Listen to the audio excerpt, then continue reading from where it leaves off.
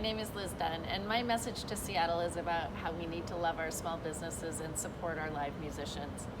I manage a property called Chop House Row and a co-working space called the Cloud Room at 11th and Pike on Capitol Hill.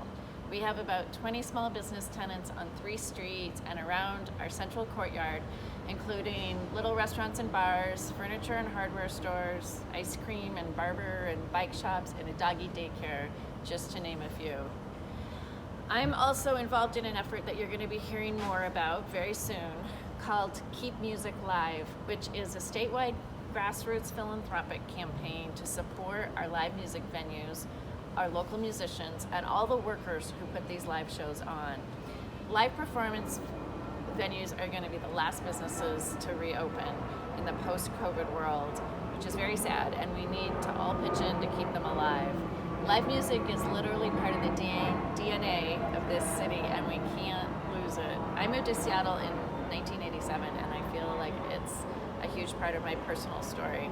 I used to joke that the movie Singles was based on me and my life in my 20s, and that Cameron Crowe must have been following me around with a camera as I went to clubs and met inappropriate men and struggled with my first job, all to the soundtrack of Temple of the Dog and Pearl Jam. Anyway, at the beginning of June, a friend gave us this old piano that had been sitting in his garage for 10 years. So we put it on the stage here at the Chop House Row courtyard and tuned it up and decided to do some outdoor music nights so that maybe some people would wander through and listen to the music and shop at our little businesses as they gradually try to reopen.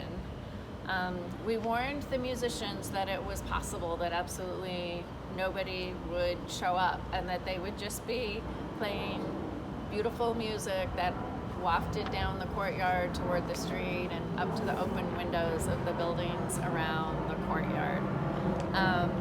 And it turns out they were okay with that, and that some incredibly talented musicians were super keen to do it, because after months cooped up alone, they just want to play. And our little outdoor stage is kind of the only gig in town right now.